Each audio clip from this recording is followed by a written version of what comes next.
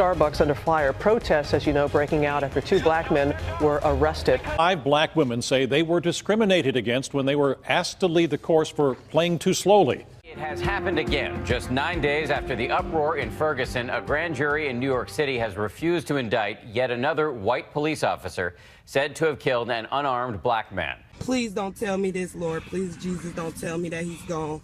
Please don't tell me that he's gone. Please, officer, don't tell me that you just did this to him.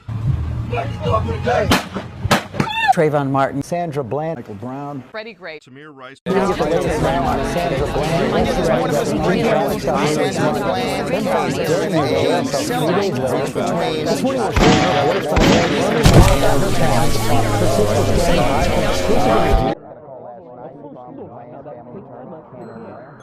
When I'm walking down the street, what do you see?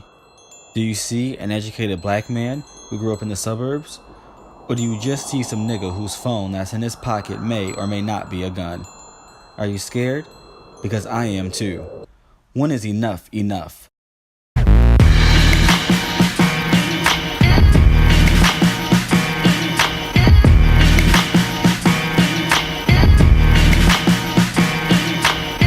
To be honest, I'm scared, I'm terrified, I'm angry, I'm pissed. Really, I just don't understand. I really feel like it should be common sense to treat people equally, to treat people fairly. Yet, it's something that's been passed down from generation to generation, and I don't even know if it's going to get any better. I am so scared for my life.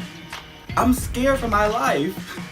Walking down the street, driving my car, I don't know what's going to happen. Being a black man in America is scary. It's so scary.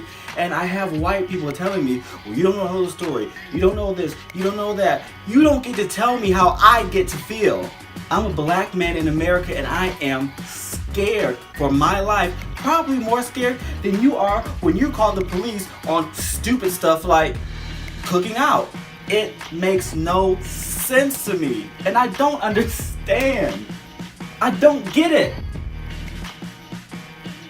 You don't get to invalidate my feelings because you don't understand your own white privilege. Using your white privilege means speaking up and speaking out against the injustices that have been going on to black people and people of color in general. White people usually have a bigger platform, bigger and better opportunities than black people. And I really feel like there are people that are not really listening to us and what we're saying because we are black. I'm scared, guys. I'm scared. I'm terrified, and I know I shouldn't be with God being on my side. And you know what? With God comes peace. I don't know how it's going to be like every morning when I wake up, get in my car and go to work or go to school. What if that's my last day because some middle-aged white woman is afraid of my existence or doesn't believe that I should be where I'm at that time? It is terrifying. And I just need people to stop saying, what if, what about this, what about that? Shut up! Shut up and listen to us, because I just feel like it's not getting better. We really have to stay prayed up. We have to stay prayed up. We have to believe that God has got us no matter what. Because honestly, I don't feel like it's going to get better until Jesus comes back. But while we're here and while we're on this earth and before that happens, we can try our best to reach out, to speak up, to have our voices be heard.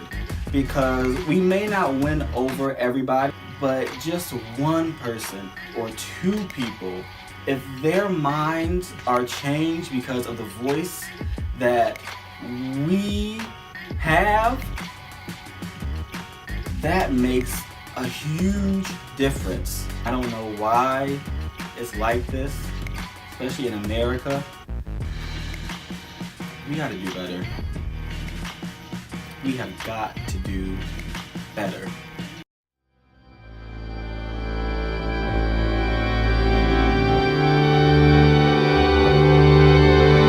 I just want to live in a world where I feel at peace, a world where I'm not afraid, a world where I feel accepted. But honestly, the only way I can truly find that is in Jesus. He is my only peace. When are we going to start striving for more? So my sister is back in town, and as you may remember, last season she graduated from high school and has gone on to do big things. She always has a strong opinion on certain things, so it's always a good time when she comes back home and we can discuss some of the current trending topics that are happening in America. It's always a good time when she's around. What are you texting? Ain't none of your business. Ain't none of your business. Hi. Hello. Hi. Look, how can I help? How can you help me? Yes. You can help me by being a normal person for once. Well then. I think that's offense. Are you telling me as me, or are you telling me as a director? As you. I am confusion. What do you want from me?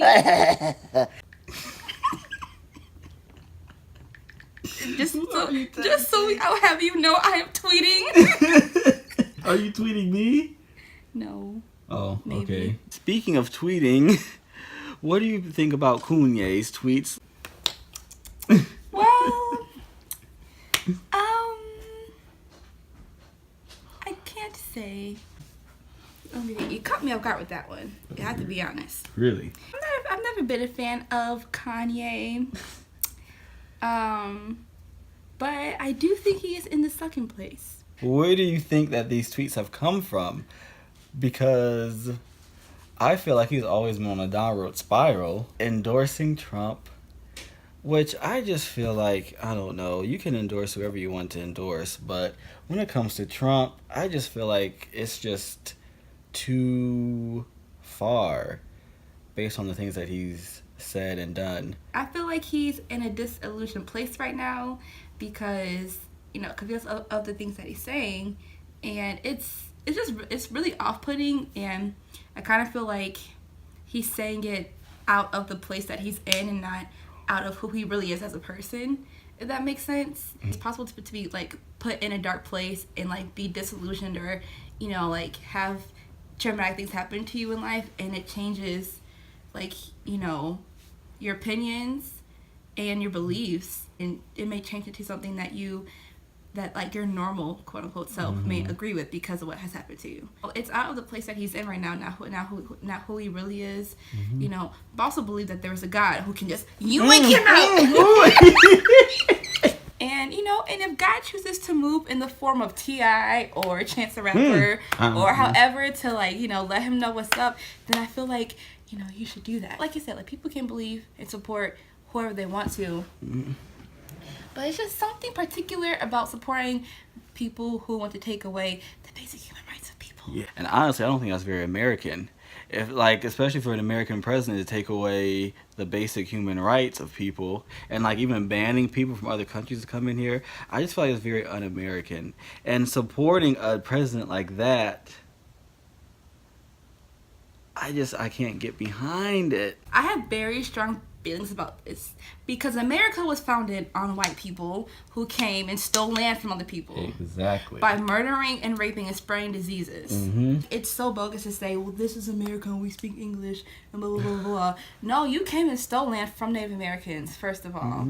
Like, that's how this whole country was founded, and now you're saying that you don't want to let anybody else in. Like, what kind of bully do you have to be? Like, you have to be a special kind of bully to take something from somebody and then get mad at the person trying to take it back from you. You stole it to begin with. It's not even yours to begin with. I just feel like the root of all causes is selfishness, because selfishness is a disease. I swear it is. Selfish people are only concerned about them and their own pocketbooks. Yes. And it's whatever benefits me and makes me money. And that's why they have not regulated gun laws, I know it's like a whole different I know it's like a whole different issue, but that's why they haven't regulated gun laws. Is because of how profitable that industry is, and that's how America is. It's gonna let y'all die, enslave people, kick people out, tell people they can't speak English, tell people they can't marry, because it benefits me and me only. It makes me money, and that's why we all need Jesus. I'm actually very speechless about what you just. I am very speechless. And what I don't really understand is when people, like when white people, racist white people say, go back to your own country, especially the black people. Because it's just like, you guys brought us here against our own will. I don't know you're here. More importantly, how did you get here? On a boat? They got here on a boat too, just like us. You're not Native American? How about you go back to your country, and how about we just all go back together? Right. We'll go back to our respective homes. Exactly. And there won't be an issue for anybody. Exactly. And it'll be fine. Like when Trump first became president, I was scared, I was worried, and I still am honestly a little bit terrified. And I've said this before, but with God comes peace and faithfulness. I really do feel like God allows things to happen for a reason, and maybe he appoints every president. I mean, I've heard this from a few people, like God appoints every president, but honestly, I just feel like God has allowed Trump to be president just to kind of instill, To reveal what's been dormant in American society for generations. well, yeah, that. Revelation. And also to cause Christians to step out in faith more and to pray more and to not be so fearful, to really put all of our faith and trust and hope in God, and just to have, like the real Christians to stand up.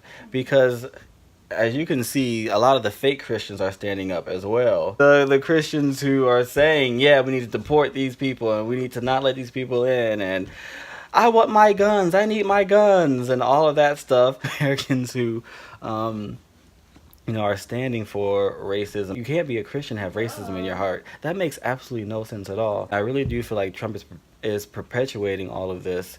And when I see like people on my Facebook page who claim to be Christians but yet are really, really endorsing Trump and for Trump, including black people, I just feel like they are just brainwashed. I mean, yeah, you may believe that Donald Trump is, appointed by God and whatnot for every reasons, but that still does not make him a good man. That still doesn't make him, right for the job. I just feel like he's not right. And no, I don't follow politics like that, honestly. All I've seen is like the bad. Obviously, the bad that he's done is outweighing the good that he's done. He probably has done some good, but I don't know. Yeah, I just really feel like it's just a time for Christians to really step out in faith and pray and show love and show compassion. Fun fact, what wins elections is not the voters, it's the Electoral College. And you can buy those votes. Specifically, just with the last one, it came down to money and who can pay off the most people and who can cater to more politicians' selfish and greedy needs by nature. Yeah, it's a very interesting concept. It's a conundrum. What a quandary. America, not really the home of the free and the brave. You want to go to Taco Bell? Oh my God. Yes. Let's go! What is the world that we live in? How can we make a change? What difference can we make? To answer these questions, it's important to go to God. It's important to ask God, how can I be more compassionate? How can I be more loving? How can I be more understanding? What things can I do to make a difference in the world?